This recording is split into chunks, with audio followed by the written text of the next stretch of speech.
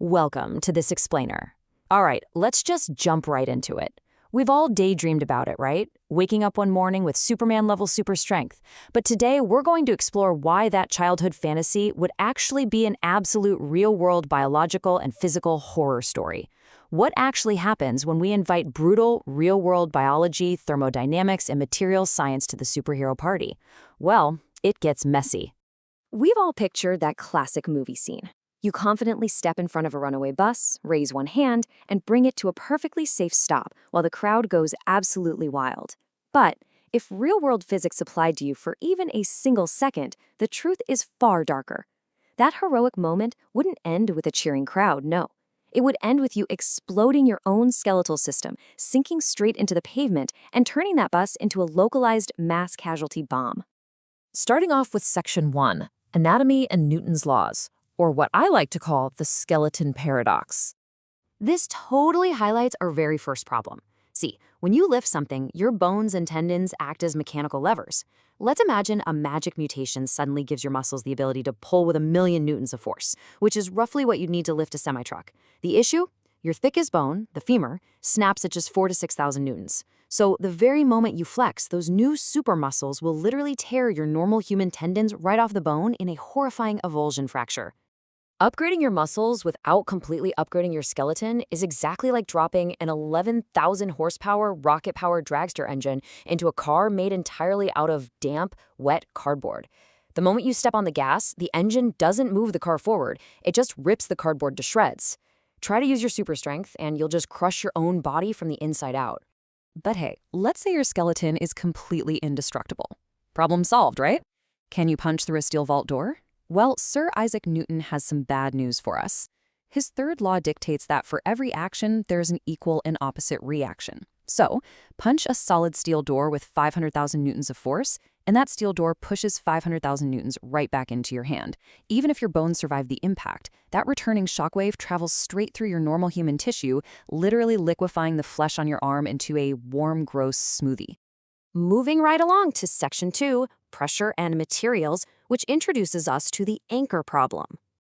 If you want to lift a 60-ton military tank, you have to push up with over 600,000 newtons of force just to counter gravity.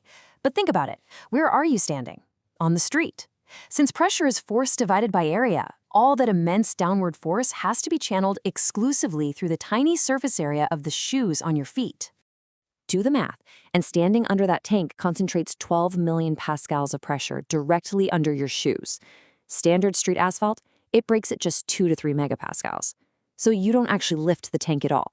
The tank stays perfectly still, and you just hammer yourself straight down through the concrete, bursting water pipes, essentially burying yourself like a human pile driver.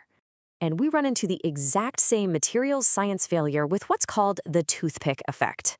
Try to be a hero and catch a falling 200-ton Boeing 747 airliner midair, and you aren't going to act as a landing pad.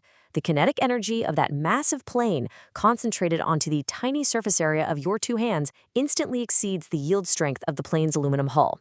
You wouldn't catch the plane. Your arms would just turn into skewers, punching straight through the floorboards and out the roof like a high-caliber bullet. All right, Section 3, Momentum and Heat. Get ready to become a human rocket. Let's talk about the conservation of momentum for a second. Say you weigh 80 kilograms, and you decide to throw a 2,000-kilogram car forward at a pretty modest 67 miles per hour. Physics absolutely demands that the total momentum remains balanced. So the equal and opposite reaction? It launches your 80-kilogram body backward at an astonishing 750 meters per second. That is Mach 2.2. The exact millisecond you throw the car, you become a supersonic human missile flying backward at double the speed of sound, shattering windows and blasting through buildings. And honestly, that raises a massive biological question. Where exactly is the energy coming from to perform these impossible mechanical feats in the first place? Lifting a 50-ton object requires millions of joules of mechanical work. Your metabolic rate would have to skyrocket to godlike levels just to fund this superhero lifestyle. To avoid your body instantly cannibalizing its own heart, brain, and liver for emergency fuel, you'd need to consume roughly 10 million calories every single day. Just to put that into perspective, that's the equivalent of eating 18,000 Big Macs or 35,000 slices of pepperoni pizza on a daily basis. You would literally need to chug barrels of crude oil just to meet your baseline thermodynamic requirements. Oh, and thermodynamics makes this infinitely worse because human muscles are incredibly inefficient. Only about 20% of the energy your muscles burn actually becomes physical movement. The other 80%, it's dumped right back into your body as waste heat. Generate 5 million joules to stop a train, and you instantly dump 20 million joules of heat into your own body. In less than a heartbeat, your internal temperature spikes, flash boiling your blood into high-pressure steam. You wouldn't just sweat, you would spontaneously combust. Moving on to Section 4, the neurological nightmare. Welcome to a world of glass. Our brains rely on this incredibly complex feedback system to know exactly how hard to press when holding delicate objects. But if your baseline strength is suddenly multiplied by hundreds of thousands, your microscopic nerve endings simply cannot scale to match it. Your fine motor control completely breaks down. A single subconscious muscle twitch, a sneeze, even a simple startle response will produce hundreds of pounds of force. You could never safely hold a baby, pet a dog, or even tap your smartphone without inflicting catastrophic violence on everything around you. You'd basically be living in a world made of wet paper towels. Let's look at Dave's tragic morning to see this in action. Say Dave gets super strength overnight. Step 1, he wakes up and reaches for his alarm clock, but a tiny miscalculation in motor unit recruitment means his arm crushes the nightstand and entirely collapses the floor. Step 2, startled, he jumps up. His new superpowered legs contract with massive force, launching him vertically like a rocket, straight through his apartment roof. Step 3, he crashes back down, shattering his normal human ankles. And when he screams in pain, his super diaphragm forces air out of his vocal cords at Mach 3, generating a localized sonic boom that shatters the neighborhood's windows. Literally 10 seconds into his day, Dave is a walking biological catastrophe zone. Section 5, How Comics Cheat. Time for the scientific fix. Now, comic book writers actually figured out these exact physics problems decades ago, and they had to invent some pretty clever sci-fi loopholes to make their characters function. To actually survive your own super strength, you can't just have big muscles. You must simultaneously possess this entire checklist of required secondary superpowers. You need tactile telekinesis to wrap a bioelectric force field around that falling airplane so it doesn't just snap in half. You absolutely need absolute invulnerability so your bones don't crush themselves. You need inertial damping to lock yourself to the Earth's gravity so you aren't launched backward when throwing a car. And you need infinite internal heat sinks to prevent boiling from the inside out. Without all of these systems working perfectly together, pure physical strength is literally just a rapid self-destruct mechanism.